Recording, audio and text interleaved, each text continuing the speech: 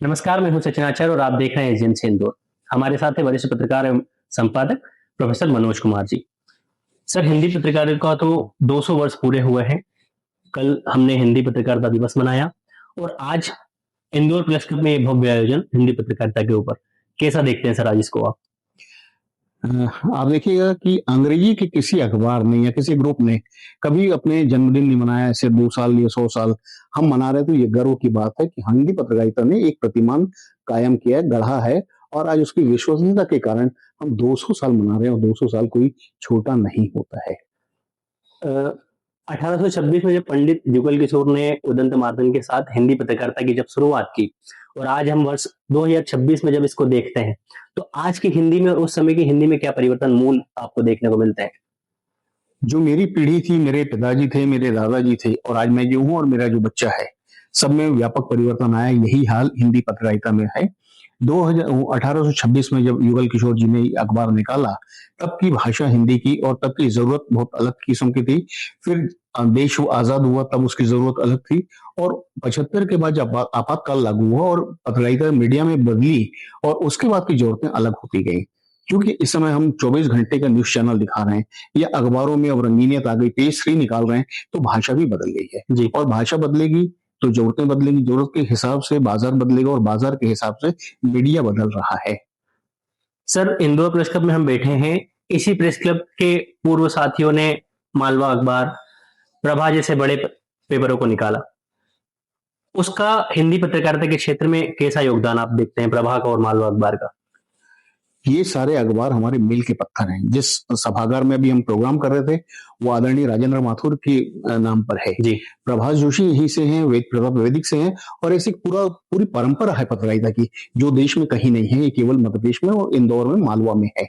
तो हमें गर्व होता है। जहां तक कि अखबार मालवा या प्रभा प्रभा जो बता रहे हैं आप, ये अखबार हमारे लिए प्रतिमान की तरह है। आज हम जो अखबार देखते हैं, वो अखबार नहीं जो उन समय उन्होंने निकाला। जैसे मैं आपको याद दिला दूं कि अभी मध्य प्रदेश शासन की एक पत्रिका है, मध्य प्रदेश संदेश। लोगों को अभी मध्य प्रदेश संदेश मालूम है, लेकिन उसका इतिहास नहीं मालूम है। वो इतिहास शुरू होता है पराधीन भारत से, और कहीं राज्य रियासत का अखबार रहा, कहीं कुछ रहा, करते करते वो राज्य का प्रतिनिधि पत्रिका बन के निकली है। तो हमें इतिहास को जानना जरूरी होगा। तो ये जो अखबार मालवा को कब प्रकाशन हुआ, क्या भाषा थी, क्या कीमत थी, मेरे ख्याल में बहुत सारे स्टूडेंट नहीं जानते हैं। क्लासरूम में हमको ये पढ़ाया जाना चाहिए। क्लासरूम में ना हो तो ये प्रेस क्लब में इस तरह की वर्कशॉप होनी चाहिए, और वर्कशॉप के जरिए हमको बताना पड़ेगा नया स्टूडेंट को। क्योंकि हमारे साथ अब दिक्कत ये हो गई, जो मेरे जैसे लोग हैं अब चूक गए हैं पूरी तरह, कुछ बचा नहीं है। तो हम एक ही काम करते हैं, यार ये लड़के को कुछ नहीं आता, ये लड़की को कुछ नहीं आता, ये क्या कर रहे हैं। इसको भूल कर हम ये करें कि हमारे पास जो पूंजी है, जो हमने सीखा है, इनके साथ शेयर करें। तो आप देखिए कि वही एक प्रभाव, वही अखबार मालवा की शक्ल आपको दिखने लगेगी। आपके शहर में नई दुनिया मर गया, जागरण हो गया, तो ये हमारे सामने हो रहा है। बिल्कुल। तो कैसे अखबार टूटते, मरते और बिखरते हैं, ये देखते चले आते एक हैं। समय मध्य प्रदेश का दूसरा सबसे ज्यादा पहला पहला। पहला पहला दूसरा देशबंधु जी नवभारत, ये एक प्रतिमान अखबार थे, जिनके जरिए मैं आज आपके साथ बैठ के बात कर रहा हूँ, या देवी महिला विश्वविद्यालय में मैं आपके पास आता हूँ। तो ये मेरे अपना योगदान नहीं, मेरे उस अखबार का, देशबंधु का है, जिन्होंने मुझे इस लायक बनाया। बिल्कुल। नई दुनिया ने इस लायक बनाया। नई दुनिया में मैं छोटे छोटे कॉलम लिखता था, 30 रुपए पारिश्रमिक मिलता था उन दिनों, सन 82-83 में। तो मुझे लगता कि दुनिया जीत ली मैंने।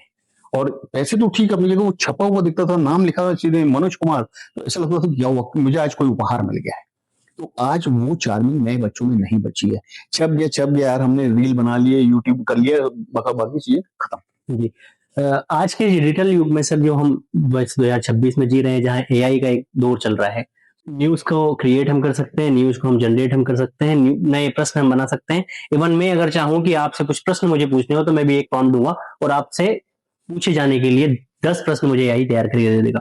तो इस एआई ने जो मूल पत्रकारिता थी उसको कैसे प्रभावित किया है? अब आपको एक उदाहरण बताऊं, मैं परसों एआई में चेक कर रहा था, मैंने लिखा कि जल गंगा संवर्धन योजना को मध्य प्रदेश के संदर्भ में आप मुझे 300 शब्दों का बना के दो। वो जस का तस खड़ा रहा, हिला डोला नहीं, क्योंकि वो कंटेंट हमने डाला ही नहीं, उसके पास है नहीं, तो वो लिख के दे नहीं पा रहा है। हमने जो चीजें उसमें डाली हैं, जो तथ्य डाले हैं, वो हमको बता रहा है। वो केवल उसकी भाषा, जैसे एक मैं मेरी कुलीग है, उसको मैंने अपनी मैगजीन समागम भेजा, तो बोले कैसे लगा उसको पीडीएफ भर के। तो उसने एआई से बनाया, जवाब भेज दिया। तो मैंने बोला बच्चे, तो 2 लाइन अपने मन से लिख सकती थी, एआई के सहारा लेने की क्या जरूरत थी। तो एआई क्या लिखता है, कैसी उसकी भाषा है, आपको अलग से समझ में आ जाता है। दरअसल जो अभी बात हो रही थी कि ये आर्टिफिशियल की जगह हम अपनी इंटेलिजेंस उपयोग करें। दरअसल एआई को हम विकल्प नहीं उपकरण बनाए। हमने उसको विकल्प मान लिया है कि किसी भी चीज में कौन करो, अभी जैसे कार्नेगी कह रहे थे, वो पूरा नहीं कर सकता वो काम, हमको उसका सहारा लेना पड़ेगा। वो एक उपकरण है, जैसे आपके पास एक कैमरा है, माइक है, ये उपकरण है, लेकिन एडिट आपको करना पड़ेगा अपने दिमाग से कि इसमें कितना पोर्शन रखना है, कितना हटाना है। अभी आप 20 मिनट से मेहनत कर रहे थे कि ये विजुअल्स कैसे आएंगे, हम कैसे सेट करें, तो ये आपका एआई काम कर रहा था, बिल्कुल है ना। वो काम नहीं कर रहा था। तो इसलिए एक तो ये कहता है डिजिटल, आओ हम दोस्त बने, और आपको दोस्त बनना पड़ेगा उसके साथ, लेकिन हमराज नहीं बनना पड़ेगा। हमराज बनेगा तो सारे खोल देगा। अब वो क्या होता है, घरों में रहता है, जिसको मैं नाम बोल रहा हूँ, जो गाने सुनाता है, आपके मन से बातें करता है, अरे एलेक्सा। एलेक्सा। एलेक्सा में आपको पता है उसकी टेक्निक क्या है, अगर आप बंद कर दीजिए एलेक्सा, तो भी आपकी बात रिकॉर्ड होती है और सारे घर की एक्टिविटीज रिकॉर्ड होती है। तो कितना खतरनाक है, इस बात को भी समझिए। बिल्कुल। तो दोस्त बनिए, हमराज नहीं। हमराज बनेंगे तो सारे राज आपके खुल जाएंगे। ऐसे हमराज बनने के लिए, ऐसा हमराज नहीं बनने के लिए हमें हमारे अंदर किन कौशलों को निर्धारित करना पड़ेगा? सबसे पहले आप किताबों की दोस्ती कीजिए, किताबें पढ़िए। और किताबों से मतलब ये कुछ नहीं है कि हम पत्रकारिता का इतिहास पढ़ेंगे, वो जरूरी है, लेकिन जरूरी नहीं कि हम उसमें डूब जाएं। आप आज क्या हो रहा है, जैसे मैं आपको बताऊं कि मैं अपने जीवन में, अभी तो शायद थोड़ी मैगजीन कम हो गई, नहीं तो ये मनोरमा, सरिता, मुक्ता, इस तरह की जो महिलाओं की मैगजीन आती है, मैं महिलाओं की मैगजीन को खूब खूब पढ़ता हूँ। उसकी वजह से क्या है, उसमें एक साइकोलॉजी है कि मेरी सहेली से लेके मनोरमा तक में एक कॉलम आएगा कि महिलाओं की खास समस्या क्या है। तो वो बताएगी कि मेरे मुहासे हो गए, मैं मोटी हो गई हूँ, मैं दुबली होना चाहिए, मेरे बाल टूट रहे हैं, सब में एक जैसा, और वैसी का वैसी छपता, और लीडरशिप दिखी उनकी। बिल्कुल। तो आपको साइकोलॉजी समझने के लिए, लिखने के लिए, नए विचार के लिए आपको पत्रिकाएं पढ़नी पड़ेगी, अखबार पढ़ना पड़ेगा, और उसके बाद आपको डायलॉग करना पड़ेगा आपस में। जेएनयू क्यों फिट है, जेएनयू क्यों हिट है, कि वो इस बगीचे में बैठ के 5 लड़के लड़कियां एक विषय पे डिबेट करते हैं, कोई किसी से सहमत नहीं होता, लेकिन बात करते, कब बात कर पाएंगे, जब उनके पास स्टडी होगी।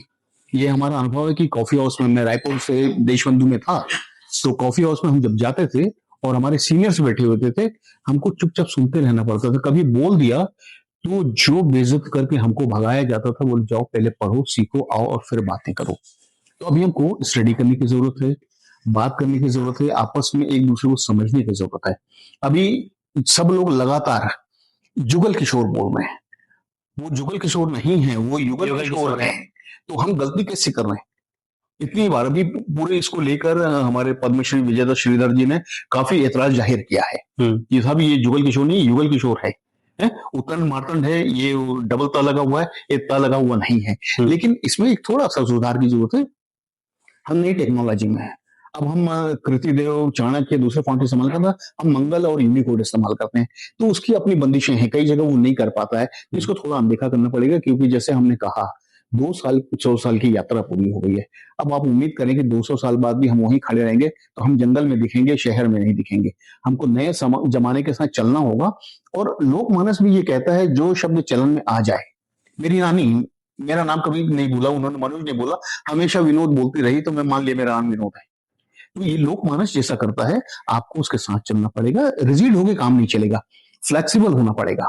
सोसाइटी में अब जो बच्चे पढ़ रहे हैं, वो ना हिंदी के हैं ना अंग्रेजी के। आप कई बार देखना, वो ये बात होती है कि वो 69 बोलना नहीं आता है, 59 हिंदी में नहीं बोलते।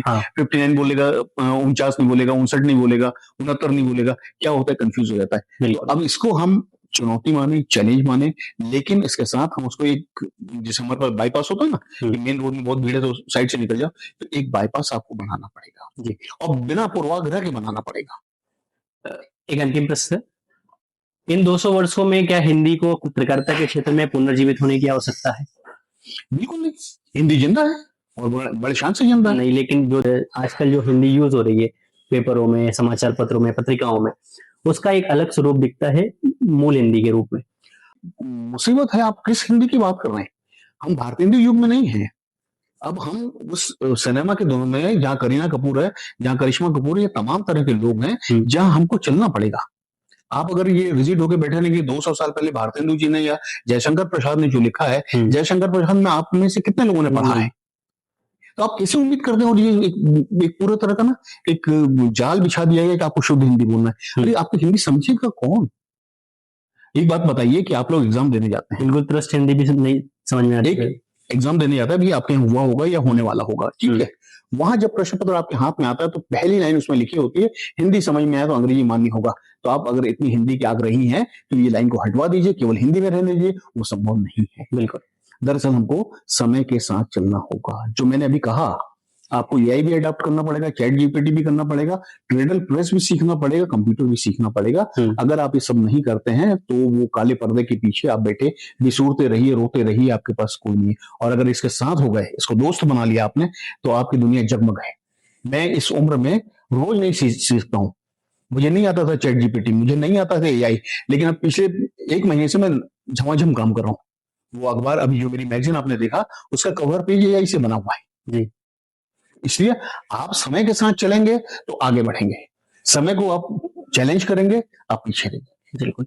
तो ये थे वरिष्ठ पत्रकार एवं संपादक प्रोफेसर मनोज कुमार जी, जिन्होंने हमारे साथ हिंदी पत्रकारिता के 200 वर्षों पर अपनी यात्रा हमारे साथ साझा की। Thank you so much sir. नमस्कार।